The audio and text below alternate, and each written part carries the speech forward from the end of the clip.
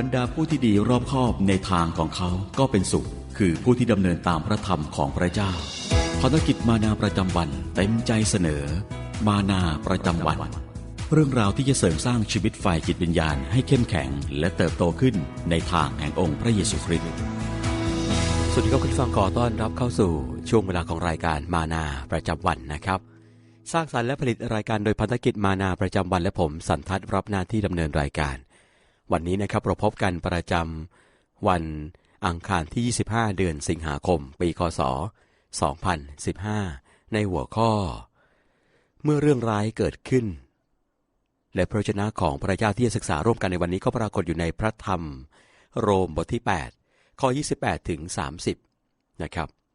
พระธรรมโรมบทที่8ข้อ28ถึง30ก็ได้ปรากฏเรื่องราวและก็เนื้อหาทั้งหมดดังต่อไปนี้ว่า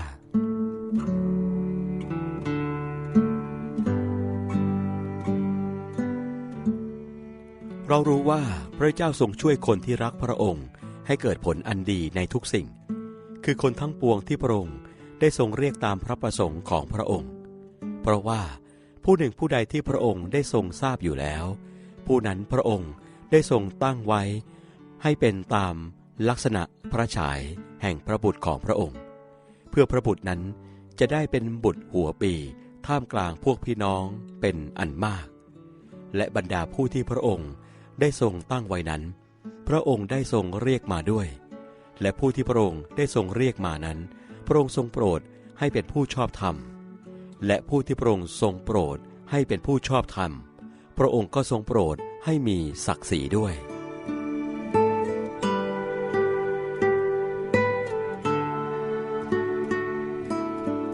และทั้งหมดนี้ก็คือเรื่องราวและก็เนื้อหาจากพระวจนะของพระเจ้านะครับซึ่งก็ปรากฏอยู่ในพระธรรมโรมบทที่8ข้อ28ถึง30ศึกษาร่วมกันกับรายการมานาประจำวันสำหรับวันนี้นะครับในหัวข้อเมื่อเรื่องร้ายเกิดขึ้น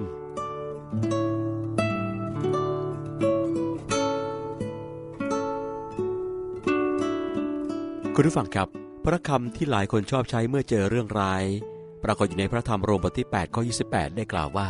เรารู้ว่าพระเจ้าทรงช่วยคนที่รักพระองค์ให้เกิดผลอันดีในทุกสิ่งคือคนทั้งปวงที่พระองค์ได้ทรงเรียกตามพระประสงค์ของพระองค์แต่ก็ยากที่จะเชื่อในยามนั้นผมเคยนั่งเป็นเพื่อนชายที่สูญเสียลูกชาย3 คนติดต่อกันเขาคร่ำครวญว่าเรื่องเศร้านี้จะเกิดผลดีกับผมได้ยังไงคุณผู้ฟังครับผมไม่มีคำตอบได้แต่นั่งเงียบๆและก็โศกเศร้ากับเขาหลายเดือนต่อมานะครับเขาขอบคุณพระเจ้าว่าความเสียใจทำให้ผมได้เข้าใกล้พระเจ้ามากขึ้นคุณผู้ฟังครับแม้พระธรรมโรมบทที่8ข้อที่18จะเข้าใจได้ยากแต่มีคนเป็นพยานนับครั้งไม่ถ้วนว่าพระธรรมข้อนี้เป็นความจริงนะครับเช่นเรื่องราวของแฟนนี่ครอสบี้ผู้ประพันธ์เพลงนมัสการคนทั่วโลกได้รับพระพรจากเพลงนมัสการที่เธอแต่ง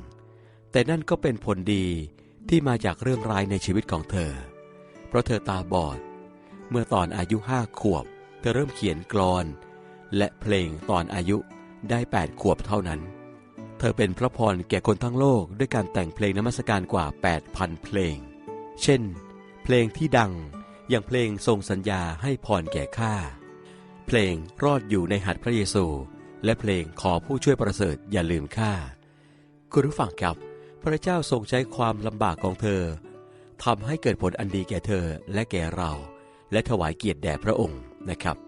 เมื่อมีเรื่องร้ายเกิดขึ้นกับเราอาจไม่เข้าใจว่าจะเกิดผลดีได้อย่างไรและบางครั้งเราก็ไม่ได้เห็นผลดีในชีวิตนี้แต่พระเจ้าทรงมีพระประสงค์อันดีและพระองค์ทรงอยู่กับเราเสมอ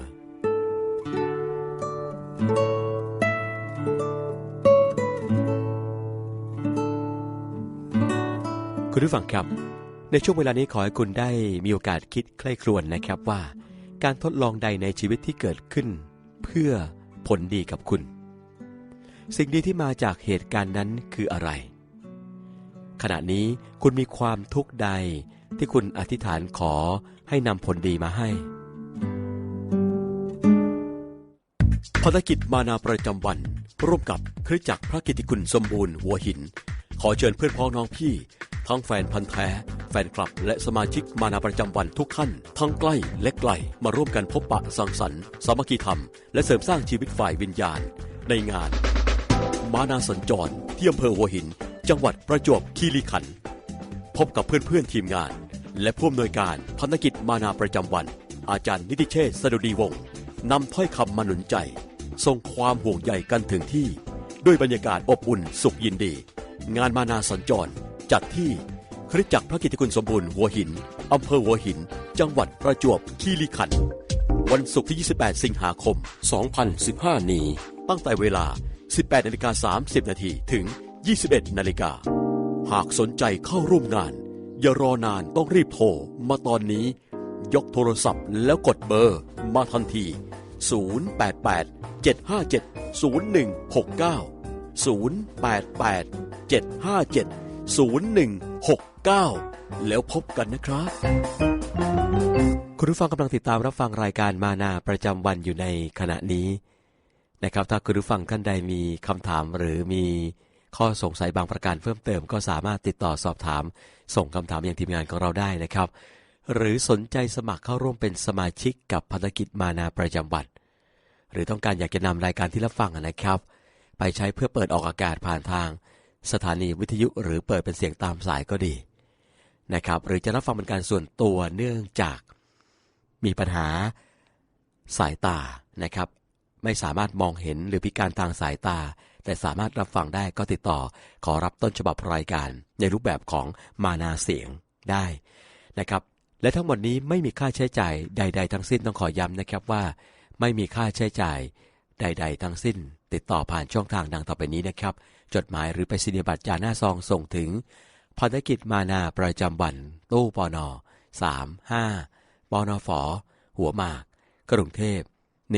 10243ผ่านทางโทรศัพท์นะครับติดต่อได้ที่หมายเลข027185166-7และก็เว็บไซต์นะครับที่ www.thaiodb.org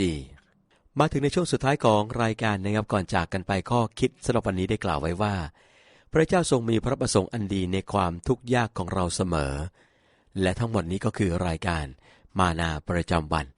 สร้างสรรค์และผลิตรายการโดยพันธกิจมานาประจำวันและผมสันทัศน์พร้อมกับทีมงาน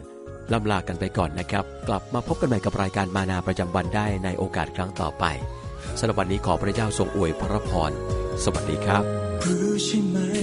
ว่าใครที่คอยเฝ้าดูสิ่งที่เรียนรู้ทุกคราวที่เกิดปัญหาใดๆให้อธิษฐานเชื่อพระองค์ด้วยหัวใจสิ่งที่ผ่านไปคือบทเรียนสอนเราวันที่ใจอ่อนล้าเมื่อมีปัญหาเข้ามามากมายไม่ต้องกลัวไม่ต้องหวั่นไหวแต่จงเชื่อวางใจพระองค์คอยเฝ้าดูด้วยรักและทรงมีแผนการเตรียมไว้แล้วมันจะผ่านพ้นไปและเราจะได้ทราบซึ้งพระคุณพระองค์รู้ใช่ไหมว่าใครที่คอยเฝ้าห่วงเราเสมอทุกคราวที่เกิดปัญหาใดๆแค่อธิษฐานเชื่อพระองค์ด้วยหัวใจสิ่งที่ผ่านไปคือบทเรียนสอนเราวันที่ใจอ่อนล้าเมื่อมีปัญหาเข้ามามากมายไม่ต้องกลัวไม่ต้องหวั่นไหวแต่จงเชื่อวางใจพระองค์คอยเฝ้าดูด้วยรักและทรงมีแผนการเตรียมไว้แล้วมันจะผ่านพ้นไปและเราจะได้ทราบซึ้งพระคุณพระองค์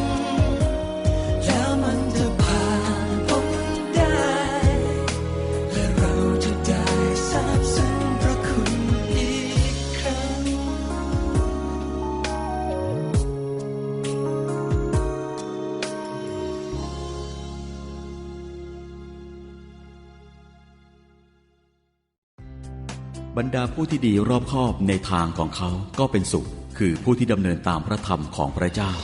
ภารกิจมานาประจำวันเต็มใจเสนอมานาประจำวัน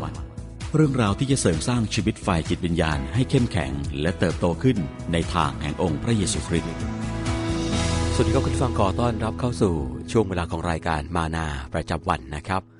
สร้างสรรค์และผลิตรายการโดยพันธกิจมานาประจำวันและผมสันทัศน์รับหน้าที่ดำเนินรายการวันนี้นะครับเราพบกันประจำวันอังคารที่25เดือนสิงหาคมปีคศ2015ในหัวข้อเมื่อเรื่องร้ายเกิดขึ้นและพระวจนะของพระเจ้าที่จะศึกษาร่วมกันในวันนี้ก็ปรากฏอยู่ในพระธรรมโรมบทที่8ข้อ28ถึง30นะครับพระธรรมโรมบทที่8ข้อ28ถึง30ก็ได้ปรากฏเรื่องราวและก็เนื้อหาทั้งหมดดังต่อไปนี้ว่า